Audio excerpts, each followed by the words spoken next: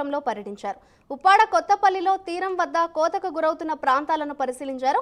కోతకు గురవుతున్న తీరును అధికారులు ఫోటో ప్రదర్శన ద్వారా పవన్ కు వివరించారు. అనంతరం అక్కడి నుంచి చేబ్రోలులో అధికారులతో పరిచయ కార్యక్రమంలో పాల్గొన్నారు. ఉప్పాడ సముద్ర తీరానికి చేరుకొని అక్కడి స్థానికులతో మాటామంత్రి నిర్వహించారు. కోతకు గురవుతున్న ప్రాంతాన్ని పరిశీలించి ప్రత్యామ్నాయ మార్గాలు చూపాలని అధికారులకు ఆదేశించారు. వారి సమస్యల పరిష్కారానికి కృషి చేస్తామని హామీ ఇచ్చారు.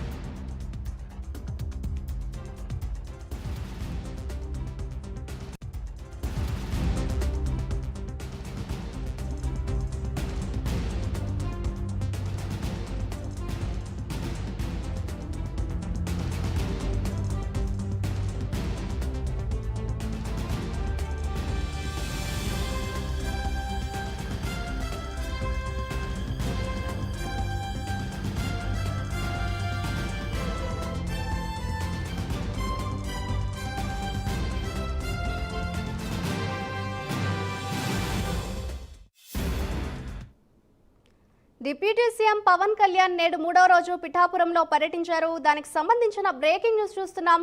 ఉప్పాడ కొత్తపల్లిలో తీరం వద్ద కోతకు గురవుతున్న ప్రాంతాలను పరిశీలించారు. ఆయన కోతకు గురవుతున్న తీరును అధికారులు ఫోటో ప్రదర్శన ద్వారా పవన్ కు వివరించారు. అనంతరం అక్కడి నుంచి చేబ్రోలులో అధికారులతో పరిచయ కార్యక్రమంలో పాల్గొన్నారు. ఉప్పాడ సముద్ర తీరానికి చేరుకొని అక్కడి స్థానికులతో మాటామంతి నిర్వహించారు. కోతకు గురవుతున్న ప్రాంతాన్ని పరిశీలించి ప్రత్యామ్నాయ మార్గాలు చూపాలని అధికారులకు ఆదేశించారు. వారి సమస్యల పరిష్కారానికి కృషి చేస్తామని హామీ ఇచ్చారు.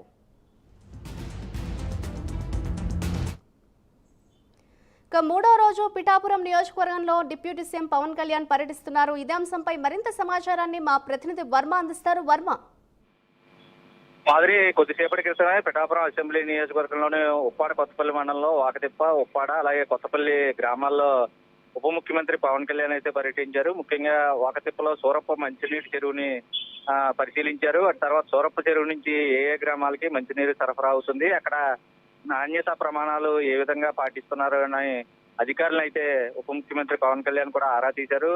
అనంతరం సముద్ర కోత గురవుతున్నటువంటి ఉప్పాడ కొత్తపల్లిలోని ఏదైతే సుప్పంపేట నుంచి అమీనాబాద్ వరకు ఉన్న 6 గ్రామాలకి సంబంధించి అక్కడ వివరాలు అడిగి తెలుసుకున్నారు. సముద్ర కోతకు సంబంధించి అనేక గ్రామాలు సముద్ర గర్భంలో గతంలో 300 పైబడి ఇళ్లు కూడా సముద్ర గర్భంలో కలిసిపోయిన పరిస్థితులకు సంబంధించి ఫోటో ప్రదర్శన కూడా అధికారులు ఉప ముఖ్యమంత్రి పవన్ కళ్యాణ్ కి అయితే వివరించారు. 8 గ్రామాలు సముద్ర కోతం ఇప్పటి వరకు గురయ్యాయని, 2 గ్రామాలు అయితే పూర్తిగా కూడా మునిగిపోయాయి. గ్రామాలు కూడా కనుమరుగైపోయిన పరిస్థితులను అన్నింటినీ కూడా అధికారులు పవన్ కళ్యాణ్ కి వివరించడం జరిగింది.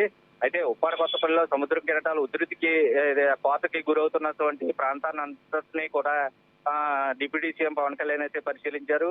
ఏదైతే కోతకి ఏ కారణాల వల్ల గురవుతుందన్న సమాచారాన్ని కూడా అధికారులు పవన్ కి ఫోటో ప్రదర్శన ద్వారా వివరించారు. స్వయంగా ఆయన ఫీల్డ్ విజిట్ కూడా చేసిన పరిస్థితి అయితే ఉంది. అయితే పవన్ కళ్యాణ్ రాకతో చాలా ఇరుకైన ప్రాంతం కావడం, ముఖ్యంగా మత్స్యకార గ్రామ ప్రాంతాలు ఇరుకైన రోడ్లలో ఆయన ఏదైతే ఈ సందర్శన కూడా కొనసాగింది. జనం రద్దీతో కొంతసేపు మాత్రమే పవన్ కళ్యాణ్ అయితే ఇక్కడ ఉప్పాడైతేనో కొత్తపల్లి ఈ సముద్ర కోత పరిస్థితిని అయితే పరిశీలించవలసిన అగత్యం వచ్చింది. అయితే పూర్తిగా కూడా అక్కడ సరైన ఏర్పాట్లు అనుకున్న టైంలో అధికారులు కూడా ఏర్పాటు చేయలేదన్న ఒక విమర్శ కూడా ఈ రోజు ఎదురైంది. ఎందుకంటే ఇరుకైన ప్రదేశాల్లో పవన్ కళ్యాణ్ రావడం, ఒక్కసారిగా జనం రద్దీ కూడా పెరిగిపోయిన నేపథ్యంలో కొంత తొక్కిసలాట వాతావరణం కూడా జరిగింది. ఇరుకైన ప్రదేశంలో చిన్న చిన్న ఫోటోగ్రాఫులతో కూడా ఈ ఫోటో గ్యాలరీ ఏర్పాటు చేయడం, ఒకేసారి పవన్ చూసేందుకు అక్కడికి జనం కూడా చుట్టుపక్కల గ్రామాల ప్రజలు కూడా వచ్చిన నేపథ్యంలో కొంత పరిస్థితుల్లో జనాన్ని కూడా నిలువరించలేని స్థితిలో పోలీసులు కూడా కొంత నిరుత్సాహపడిన పరిస్థితులు కూడా కానవచ్చాయి. అయితే పవన్ రాకతో ఏదేమైనా తమకు ఇచ్చినటువంటి హామీలు నెరవేర్చడానికి పవన్ తొలిసారి పిఠాపురం ఇచ్చేసిన తర్వాత మత్స్యకార గ్రామాలకు రావడం ఒకవైపు మా అదృష్టంగా భావిస్తున్నామని అక్కడ ఉన్నటువంటి మత్స్యకారులు కూడా చెప్పిన పరిస్థితి ఉంది. అయితే తమ ప్రధాన సమస్యలు అయినటువంటి సముద్ర తీర కోత, అలాగే ఉప్పాడ హార్బర్ నిర్మాణానికి సంబంధించి ఆయన తొలిసారి పర్యటనకు రావడం, పూర్తిగా ఆయన ఇచ్చినటువంటి గతంలో ఎన్నికల సమయంలో ఆయన ఇచ్చినటువంటి హామీల మేరకు వాటికి కృషి చేస్తూ, ముఖ్యంగా చెన్నై నుంచి ఐటీ నిపుణులు కూడా ఈ సముద్ర కోతకు గురవుతున్న ప్రాంతాన్ని పరిరక్షించడం ఎలాగా అన్న తగు సూచనలు సలహాలు కూడా చేయాలంటూ కూడా వాళ్ళని పిలిపించడం జరిగింది. వాళ్ళతో పాటు ఈ ఉప్పాడ సముద్ర తీర ప్రాంతాలందరినీ కూడా ఆయన సందర్శించడం జరిగింది. అయితే ఇచ్చిన హామీ మేరకు పవన్ కళ్యాణ్ తమ మత్స్యకార గ్రామాలకి రావడం మాకు ఎంతో ఆనందం కూడా, ఆయనపై నమ్మకం ఉంది, మాకు మా సమస్య త్వరలోనే తీరుతుందంటూ కూడా వాళ్ళు తమ భావాలను వ్యక్తపరిచిన పరిస్థితి అయితే ఉంది. అయితే సుడిగాలి పర్యటనలో మూడో రోజు ఈ రోజు ఉప్పాడ పరిసర ప్రాంత గ్రామాలన్నింటినీ కూడా ఆయన సందర్శించారు. తర్వాత ఇప్పుడు చేబ్రోలు నివాసానికి అయితే కొద్దిసేపటి క్రితమే చేరుకున్నారు. అక్కడ పిఠాపురానికి సంబంధించి అధికారులతో సమావేశం అవుతారు. తర్వాత టీడీపీ బీజేపీకి సంబంధించిన నాయకులతో కూడా సమావేశం అవుతారు. సాయంత్రం పిఠాపురంలోనే ఉప్పాడ బస్ స్టాండ్ సెంటర్ కి సంబంధించినంత వరకు వారాహి మీదుగా ఆయన బహిరంగ సభ 4 గంటలకి ప్రారంభమవుతుంది. 5:30 వరకు ఈ బహిరంగ సభ కొనసాగుతుందని ఇప్పటికే ఆ పార్టీ నుంచి పార్టీ కార్యకర్తలు నేతలు కూడా చెప్తున్న పరిస్థితి ఉంది.